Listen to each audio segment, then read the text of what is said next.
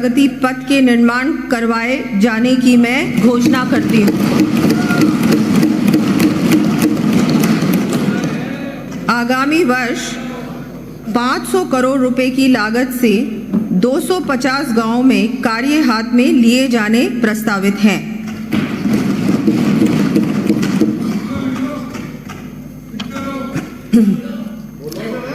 प्रदेश के प्रमुख शहरों में हेवी ट्रैफिक के बढ़ते दबाव से राहत दिलाते हुए सड़क सुरक्षा तथा सुचारू आवागमन सुनिश्चित करने की दृष्टि से प्रथम चरण में बालोतरा, जैसलमेर, जालोर, सीकर, झालावाड़, डूंगरपुर, बांसवाड़ा, डीग सहित 15 शहरों में रिंग रोड्स के निर्माण का कार्य हाथ में लिया जाना प्रस्तावित करती हूँ। इस हेतु डीपीआर बनाने के लिए 50 करोड़ रुपए का प्रावधान किया जाएगा। जयपुर, जोधपुर, कोटा एवं अजमेर की विभिन्न सेक्टर रोड के 575 करोड़ रुपए की लागत के कार्य हाथ में लिए जाने भी प्रस्तावित हैं। जयपुर शहर के ट्रैफिक की स्थिति में सुधार करने की दृष्टि से 250 करोड़ रुपए के विभिन्न आवश्यक कार्य करवाए जाने की घोषणा करती हूँ। साथ ही बस रैपिड ट्रांजिट सिस्टम BRTS हेतु बनाए गए कॉरिडोर को अनुपयोगी व आवागमन में बाधक डिजाइन के कारण हटाया जाना प्रस्तावित है।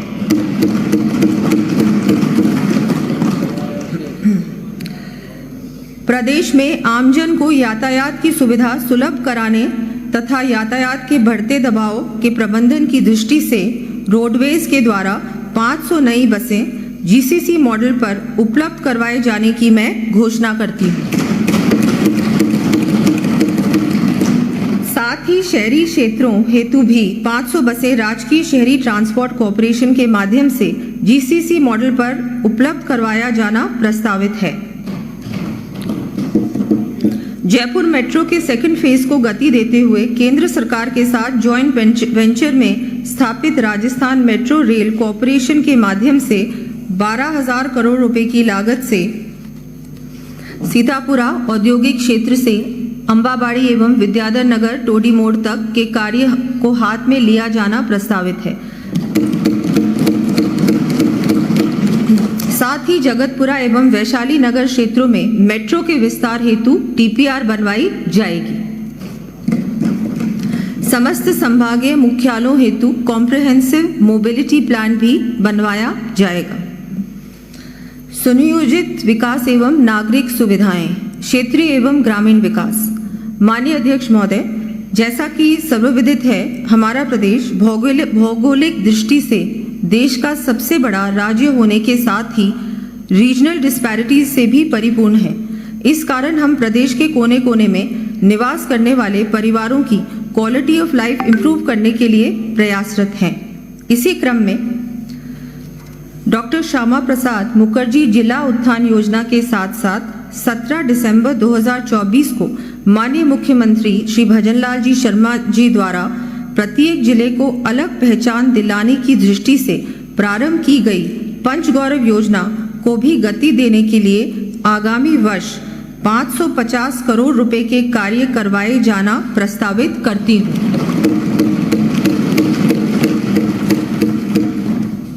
साथ ही डांग, मगरा, मेवात एवं ब्रिज क्षेत्रीय विकास योजनाओं हेतु आगामी वर्ष 50-50 करोड़ रुपए की राशि को बढ़ाकर 100 करोड़ रुपए किए जाने की मैं घोषणा करती हूँ।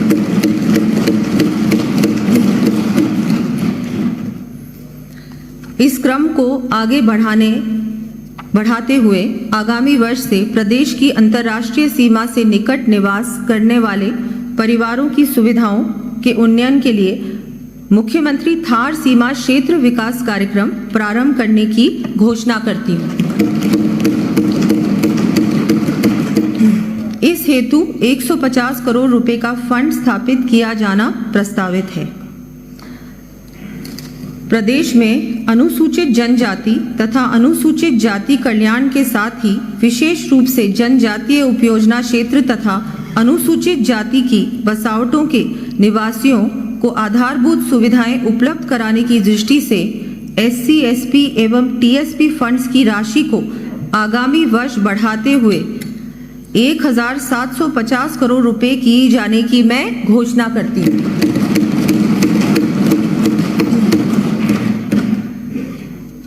देश में समावेशी विकास सुनिश्चित करने की दृष्टि से माननीय प्रधानमंत्री जी द्वारा प्रारंभ की गई एस्पिरेशनल डिस्ट्रिक्ट्स योजना की तर्ज पर प्रदेश में सबसे पिछड़े 35 ब्लॉक्स में विकास को गति देने के लिए आगामी वर्ष 75 करोड़ रुपए का प्रावधान कर गुरु Golwalkar aspirational blocks development scheme लागू करने की घोषणा करती हूँ।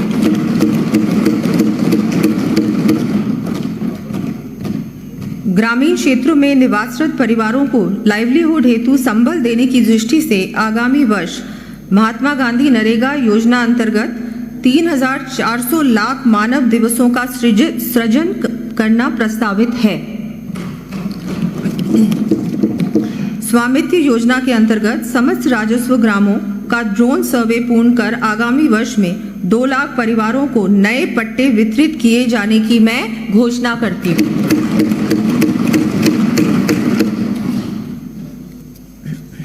प्रदेश के सुनियोजित विकास एवं सिविक एमेनिटीज यथा पार्किंग, रेनोवेशन, रेजिडेंशियल फ्लैट्स, बस स्टैंड्स आदि के विस्तार एवं उन्नयन हेतु विभिन्न कार्य 780 करोड़ रुपए से अधिक की लागत से करवाए जाएंगे। इन कार्यों की सूची मैं सदन के पटल पर प्रस्तुत कर रही हूँ।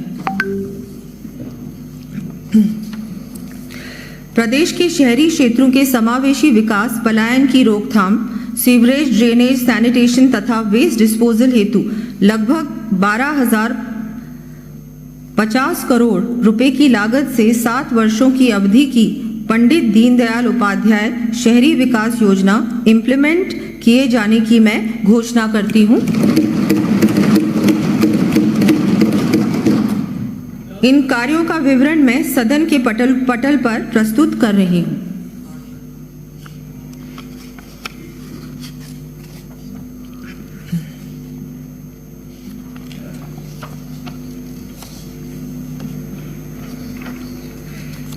नवगठित नगरीय निकायों सहित अन्य क्षेत्रों में आगामी वर्ष महिलाओं के लिए 500 पिंक टॉयलेट्स का 175 करोड़ रुपए की लागत से निर्माण करवाया जाना प्रस्तावित है।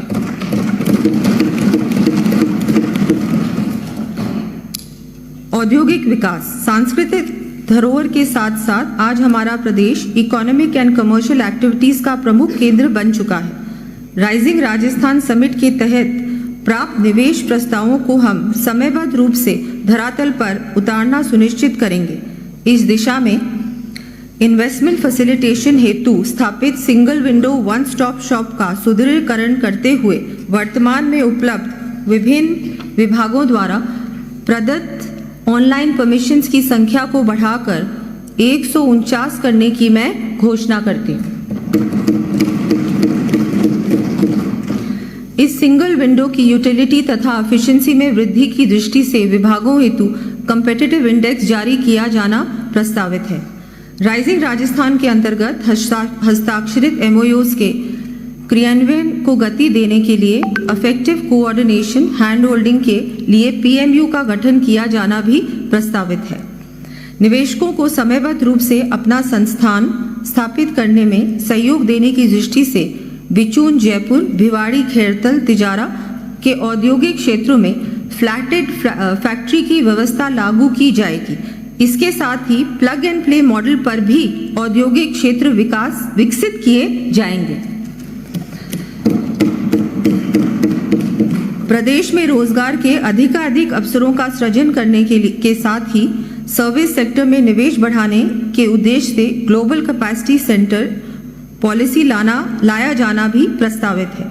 औद्योगिक निवेश के साथ साथ राज्य में ट्रेडिंग सेक्टर के विकास एवं संवर्धन हेतु राजस्थान ट्रेड प्रमोशन पॉलिसी भी लाई जाएगी। प्रदेश में उद्यमियों एवं निवेशकों के लिए बेहतर औद्योगिक वातावरण तैयार किए जाने तथा औद्योगिकरण की गति को तीव्र करने के लिए औद्योगिक पार्क व क्षेत्रों की स्थापना सहित अन्य आधारभूत कार्य करवाए जाएंगे। इन कार्यों का विवरण मैं सदन के पटल पर रख रही हूं। प्रदेश में नए निवेश को आकर्षित करने के साथ ही वर्तमान में स्थापित उद्योगों की समस्याओं का त्वरित समाधान करना भी हमारे लिए प्राथमिकता है। इस क्रम में पूर्व से स्थापित इंडस्ट्रियल एरियाज में आधारभूत संरचना उन्नयन के लिए 150 करोड़ रुपए का व्यय किए जाने की मैं घोषणा करती हूँ। प्राइवेट इंडस्ट्रियल पार्क्स एस्टेट्स में भी CETP स्थापित करने हेतु सहायता प्रदान की जाएगी। प्रदेश में आधारभूत संरचना के उन्नयन के साथ ही अर्थव्यवस्था की अधिक वृद्धि सुनिश्चित करने के लिए DMIC Delhi Mumbai industrial corridor से लिंक कर दो लॉजिस्टिक्स पार्क स्थापित किए जाना प्रस्तावित करती हूँ। साथ ही लॉजिस्टिक कॉस्ट में कमी लाकर समुचित प्लानिंग हो सके, इस दृष्टि से PM गति शक्ति अपडेशन सिस्टम बनाया जाएगा। पर्यटन, कला एवं संस्कृति। प्रदेश में पर्यटन की अपार संभावनाओं को देखते हुए पर्यटन क्षेत्र का विकास करने की दृष्टि से जहां एक ओर हमने Rajasthan tourism infrastructure and capacity building fund से 750 करोड़ रुपए से अधिक राशि के आधारभूत संरचना संबंधी कार्य साथ में लिए हैं, वहीं प्रदेश को ग्लोबल सेंटर स्टेज पर लाने के लिए देश विदेश में ट्रैवल बाजार, कल्चरल प्रोग्राम्स, राजस्थान कॉलिंग जैसे इवेंट्स, रोड शोज भी किए हैं। इसी कड़ी में 8 व 9 मार्च 2025 को प्रथम बार आईफा अवार्ड्स का आयोजन गुलाबी नगरी जयपुर में होने जा रहा है।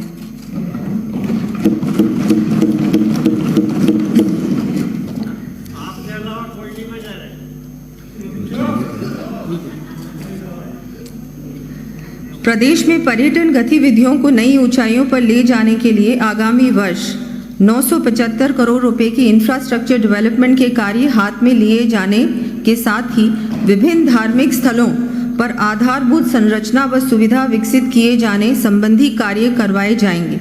इन कार्यों की सूची मैं सदन के पटल पर प्रस्तुत कर रही हूँ।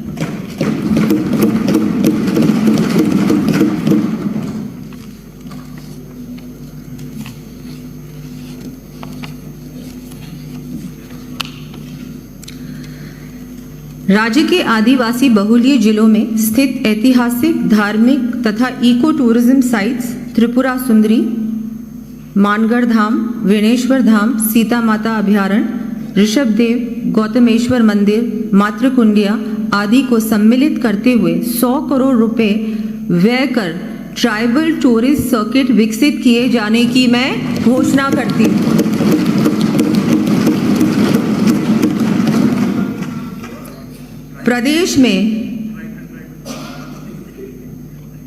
प्रदेश में रूरल टूरिज्म को बढ़ावा देने के लिए बरौली धाव, कामा, डीक, देवमाली ब्यावर, पिपलांत्री राजसमंद, महनसर झुंझुनू, भूरी पहाड़ी रणथंभौर सवाई माधोपुर, केमला इंदरगढ़ बूंदी, रूसी रानी दबकन अलवर, आभानेरी दौसा, शेरगढ़ बारा एवं लापोड़िया मालपुरा टोंक को विकसित किया जाएगा। इस हेतु 20 करोड़ रुपए व्यय किए जाएंगे। वीर सैनिकों के शौर्य के प्रतीक के रूप में स्थापित वॉर म्यूजियम जैसलमेर में आधारभूत संरचना एवं सुविधाएं विकसित किए जाने संबंधी कार्य करवाए जाएंगे। प्रदेश के वरिष्ठ नागरिकों के स्वास्थ्य एवं अतिरिक्त सुविधा की दृष्टि से वरिष्ठ नागरिक तीर्थ यात्रा योजना के अंतर्गत आगामी वर्ष 6000 वरिष्ठजन को हवाई मार्ग से यात्रा के अतिरिक्त 50,000 वरिष्ठजन को सामान्य श्रेणी स्लीपर के स्थान पर AC ट्रेन से तीर्थ यात्रा करवाए जाने की घोषणा करती हूँ।